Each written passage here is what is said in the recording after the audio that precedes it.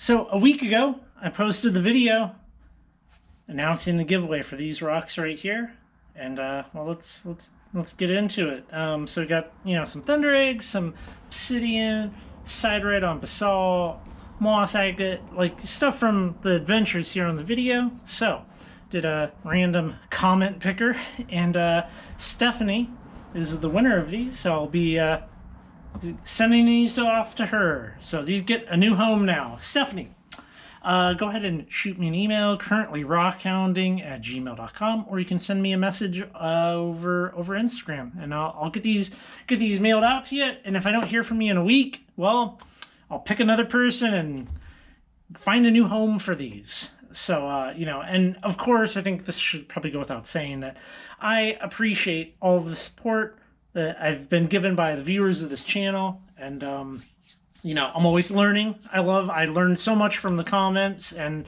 it's a great interaction that we have here. So on to the rest of the show. In the video a week ago where I announced the giveaway, I was like, let's do something a little different. Let's either do a shop tour, or I can tell you a very crazy story. And well, let's the majority of you wanted to hear the story. The shop tour will happen, just not in this video, but in the future. We'll do a shop tour. It'll be good. I think you'll like what I got going on out here. So on to the story. This feels like it was a long time ago. Probably 12, 15 years ago, and is what it is, right? Lifetime ago almost. So before this that you see here on this channel was happening, before I met Sarah, before a lot of things really, I spent all my free time getting drunk in the woods and hopping freight trains. And that's the story that we're going to be talking about today.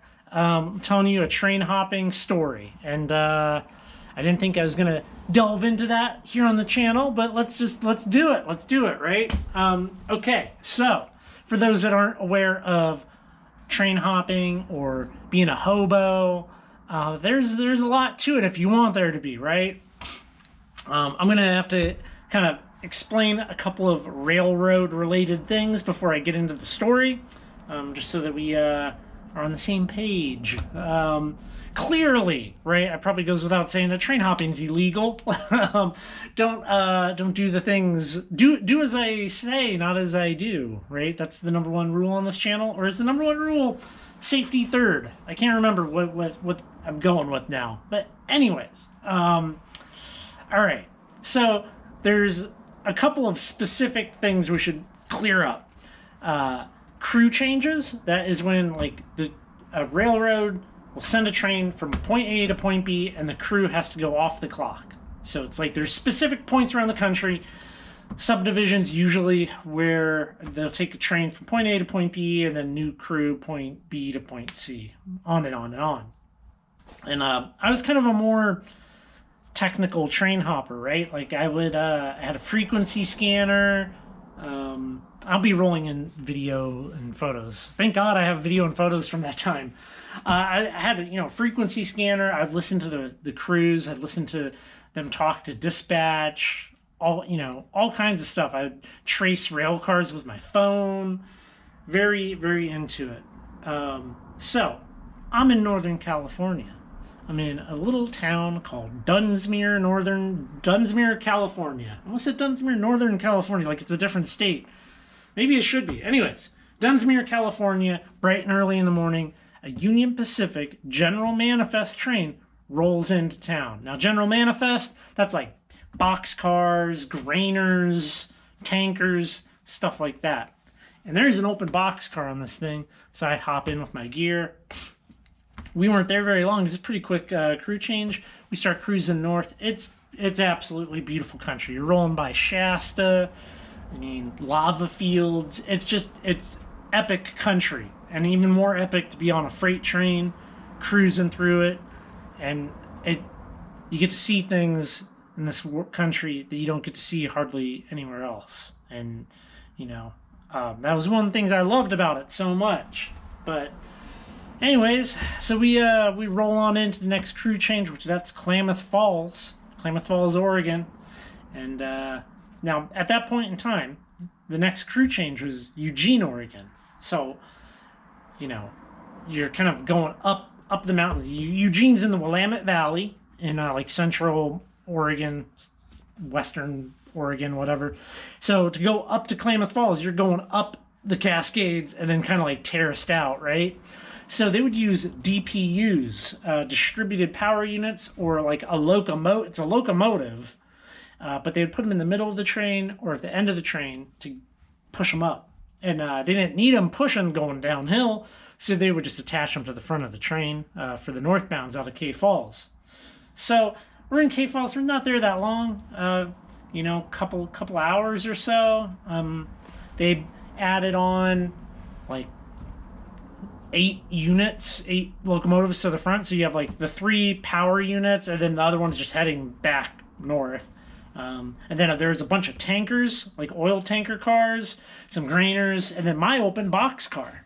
So we're cruising, and it's still light out, and we make it up to Summit, which that's like the summit of the Cascades, and we pull on into a siding. Trains, they stop for oncoming traffic, and I'm just chilling in the box car, right? It's hot out. I mean, it's probably up in the 80s, but if you're in an open box car, right, it's summertime, it is cooking. It's like being in an easy bake oven, right? I'm hanging out and got my frequency scanner on, and I'm just not hearing nothing, no traffic, nothing. So we're just hanging out, and all of a sudden I hear this like, and like something's coming down the train, and I'm thinking, it's one of 2 options, right? It's either railroad police or the conductor. Maybe a local cop, but I was out of sight. Ain't nobody see me get on this thing. Or, I was thinking maybe there's a problem with the train. That happens, like, leaky air hoses. They walk back, they fix them, that type of thing. So I'm like, okay, I'm going to poke my head out and just see what's up. And I remember it so distinctly. I had a bulk bin of, like, trail mix, like eating it out of the bag. And I'm looking at it, and I hear that sound, and I start to walk over to the door to like poke my head out around the corner of the boxcar door, and it's not a person, it's not the conductor, it's not a cop, it's a black bear. There's a black bear walking down the train, and it sees me, and I see it, and it sits up, right, like kind of like sitting on its butt, but upright, and I'm like, oh. I yell at it, and it just like huffs and like kind of like does this like gallop towards me. At this point, it's probably like 20 feet, 25 feet away, and I'm just like, my heart stops. I'm like, all these thoughts flash into my mind, like, can a bear get into a boxcar? What am I gonna do? I'm just petrified at the moment. So that trail mix that I have, right? I just huff it as far as I can into the trees, and that bear just goes whoop and runs straight towards that bag of food that I threw. And I'm like, for a split second, I was like, oh, yes. Yeah. And then I thought, oh, I just fed a bear, and it's going to turn around and want more food. What am I going to do? I grab my backpack, right? I jump out of that boxcar. I go up the next car, which is all these tankers going up to that last locomotive. And I'm like, at this point, I don't care. I'm like, I'll go to jail, right? Like, I'm not dealing with a black bear in the middle of nowhere. What could I do? So I get up on top of these tankers, and the tankers, there's like a little, you can walk on top of them, So I'm just climbing from tanker car to tanker car on the top. And, the siding has a little curve to it. So I'm like, I'm going to make it up to that last locomotive, and I'm going to get in that thing, and the crew's going to see me, and they're going to be like, what the hell is this guy doing? Like, you can't be doing that. And sure enough, like, I get up to that last locomotive, I open the door, I jump in there, I'm like, whew, yeah, just sigh of relief, right? And, it's like 1,000,000 degrees in this thing. They don't have the AC on, the windows are all shut. I open the windows, And I'm just sitting there. I'm like, oh, I can't believe this. I can't believe what just happened. And sure enough, I hear him airing up the train, right? Because they like apply air, and that opens the brakes. So, and then Amtrak Coastal Starlight comes zooming by on the main line, and we just start taking off, and we're like cruising up to Eugene. Then I'm like, all right, well, as soon as this train sides, what I'm going to do is I'm going to walk back to my box car, because when we get into Eugene, I don't want to be in this locomotive, right? They pulling them off there. I know I'm going to get busted, or at least seen, and then I'm going to have to run for it. We don't hit any sightings for a long time, and we're going slow the whole way. So about 15, 20 miles outside of Eugene, I can see the glow of Eugene in the distance. It's like 2 a.m. And we pull into the siding, and I can see up by that front locomotive that there's a truck. Guy gets out of the truck. Guy gets out of the locomotive, and they start walking back, and I'm like, I'm done for. I'm done. That's it. I'm going to jail. That's probably a cop, isn't it? And it's a railroad police and a conductor. The railroad cop is like 5 feet, 6 feet or whatever in front of the conductor. They're walking back, and that conductor takes his flashlight and goes like this up into the cab of the locomotive that I'm in. And they walk all the way back past me, and they start checking that boxcar that I was in.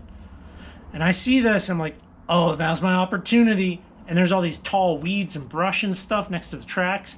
I just throw my bag off of the walkway of that locomotive and jump down and into those bushes and just lay down.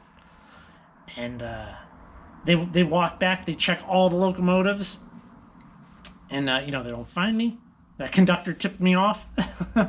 And the cop stands like 10, 12 feet away from me, and he spotlights the whole train as it airs up and cruises on out. And I'm just, the whole time I could hear my heart beating. I could feel the blood pulsing through my body. As that close to being busted. And the train rolls on. Guy gets in his SUV and takes off. And I'm just laying there thinking like, well, I can see the glow of Eugene in the distance, so I'm just gonna walk to that. So nighttime, I'm walking, and lady, it's like in her 30s, pulls up to me, and she's like, "What are you doing out here in the middle of nowhere? It's like 3 a.m." I'm like, "I'm gonna walk to Eugene." And she wasn't having that. She gave me a ride the whole way into Springfield, which that's like outside of Eugene,